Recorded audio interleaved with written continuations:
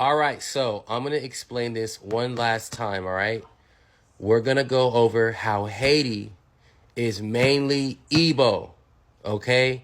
Haiti is mainly Igbo. I know there's a lot of people trying to say that, no, they're not mainly Igbo, they're this, they're that. No, we're going to talk about the connection between Igbo land and Haiti. We're talking about the Igbo island of Hispaniola, this right here. So you can send this to all of your Haitian friends and your Dominican friends. So this is what this is going to be about right here, this whole video. So in earlier videos, I described how the impact of war, the impact of the slave trade, and the impact of territorial disputes affected Biafra. Biafra is all of this in the red, okay?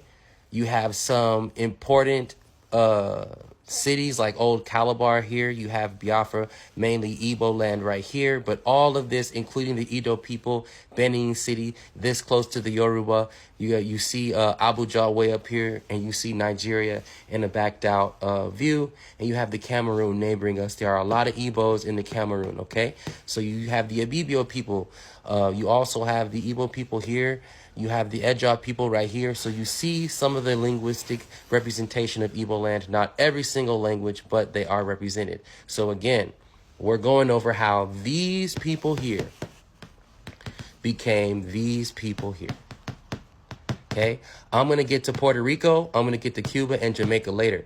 But right now I'm going to talk about the island of Hispaniola. All right, so Haiti and Biafra have the same people. Okay, main Igbo mixes. So in 1804, Haiti had been completely conquered by the slaves that were taken here. 1804. In 1808, the Americans, in response to what happened in Haiti in 1804, decided to take the Igbos that they already had and sell them to the Caribbean, because the Haitians right here had put a stop to the Europeans being able to freely bring Africans from here all the way into here. So because Haiti in its location and its power had affected the Spaniards' ability to trade slaves in the Greater Antilles, the English, okay, that were up here in the South at the time, decided that, look, we're going to cut a deal with the Spanish so that the Spanish can continue to fill the slave trade slots that were being affected, because the Haitians, after winning against France, also won against the Spanish. Right now, we're going to get a close-up of the Spanish domination of the Caribbean. So at the time, the Spanish had control of a great deal of the islands. They controlled it via the slave trade economy. Once the Haitians had completely stopped the slave trade over the island of Hispaniola, that affected the ability for Cuba to get slaves, which affected the ability for Jamaica to get slaves, which affected the ability for all the islands to effectively translate the slaves from island to island. So then the Spaniards and the English come together about what to do about this. And this is where America itself shows its independence from England. By now, 1776 has passed, and these are independent Americans who are looking to make a name for themselves, so they got to cut deals, they got to work with other empires. So the first thing that they do on the eve of 1804 is they start to develop the intra-American slave trade. They were already producing a mass amount of Igbos.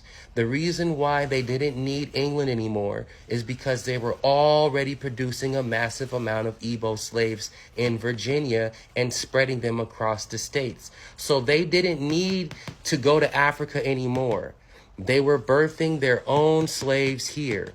And with the amount of Igbos that they had so many that they decided to open their own slave market in the Caribbean, in a response to the Haitians overthrowing the transatlantic slave trade. So this is why, this being the first black country after America to exist, is that influential when it comes with the history of Black America. It started on this island as far as Black America. The black people here are mainly Igbos here because these people here, as they died, were replaced by the Igbos coming from here. The Igbos coming from here are the same Igbos who eventually took over the entire island. They stopped the slave trade. Once the slave trade was stopped here, the Americans were able to sell even more Igbos to Cuba, which continued to trade slaves until 1888. So even though they banned the slave trade in 1808, it was the Atlantic slave trade that got banned and the intra-American in 1808 that began. This is how Cuba was continuously getting slaves until 1888. They were provided mainly from the Igbo crop here, much like the rest of the Caribbean. And I'm going to get to how Cuba also has a lot of Igbos. So Haiti put a stop to the transatlantic slave trade.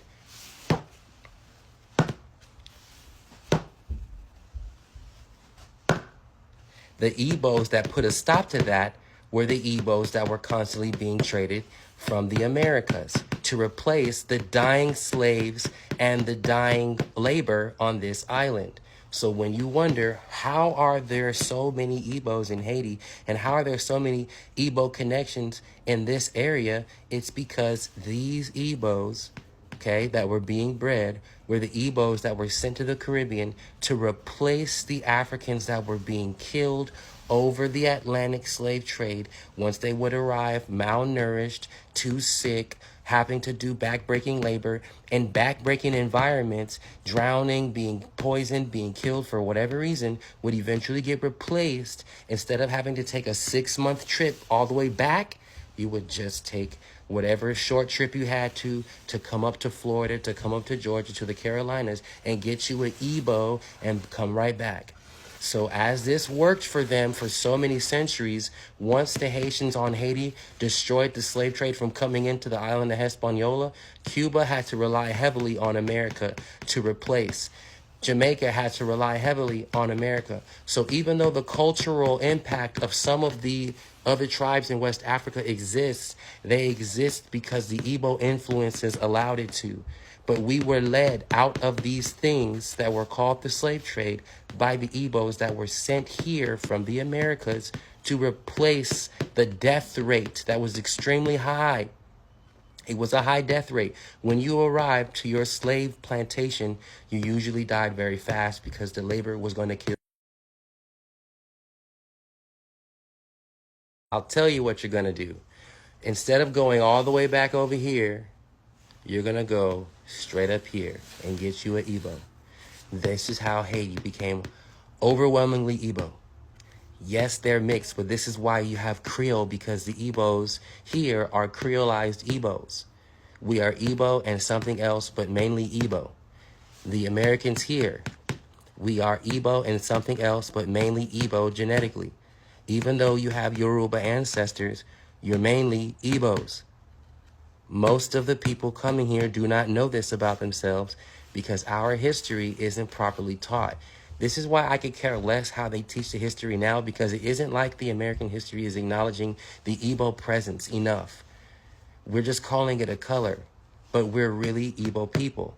The Igbo slaves took over this island and put a stop to the slave trade, okay? The Igbos being bred here became the replacement because you don't want an adult that knows they should be free. You would rather take a baby that knows nothing, that was born into this. So the Igbos got to understand, how is it that there's so many connections to Igbo land in this place? Is because the Igbos were brought here, bred here, and then spread here, and the Igbo-ness will continue to spread. Do we understand what's going on now? Haiti is a realization of what Biafra was going to be, and look at what they did.